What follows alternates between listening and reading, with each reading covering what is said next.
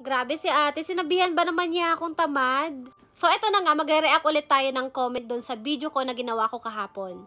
Eto nga yung comment niya, pwede iwan mo sa Hokkien, tamad mo lang. Anak ko, 2 pa ang anak at regular pa, bakit nagawang magtrabaho?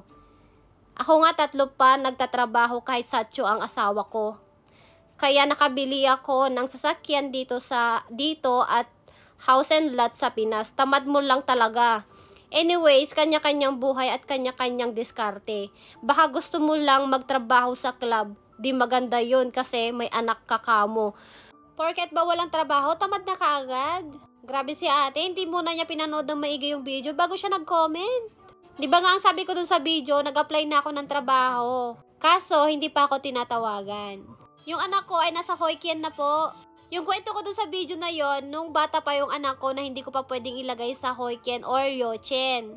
Kasi nga, kapag nilagay ko na dun yung anak ko, sobrang mahal ng babayaran namin. Imbis na yung pambayad namin sa Hokkien, pambayad na lang namin sa mga bills dito sa bahay. Kahit sabihin pa ng iba dyan na nakadepende yung babayaran sa sahod ng magulang. Malaking halaga pa rin yun, sayang naman. Pag wala po bang trabaho, ibig sabihin, tamad na kaagad yun. Nakakaloka si ate, sabi pa niya, baka daw gusto ko lang magtrabaho sa club. Ni magtrabaho nga sa umaga, ayaw akong payagan ng asawa ko, sa gabi pa kaya? Ha? Ate, okay ka lang?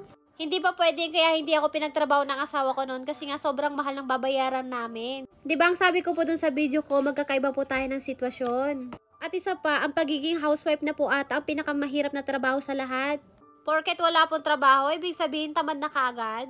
Hindi po natin alam yung sitwasyon ng bawat isa sa atin. Kaya madali na lang sa inyo yung magsabi ng ganito ganyan. Huwag po nating ikumpara yung sarili natin sa iba kasi nga magkakaiba tayo ng sitwasyon. Isa pa ang sabi ko dun sa video, hindi naman lahat. Isa pa ate, huwag mong i-compare yung buhay mo sa buhay ko.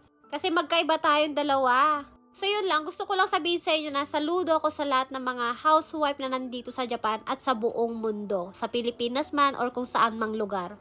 Kasi hindi biro ang maging housewife. Bakit nga ba ako nag-e-explain? So yun lang, thank you for watching, bye!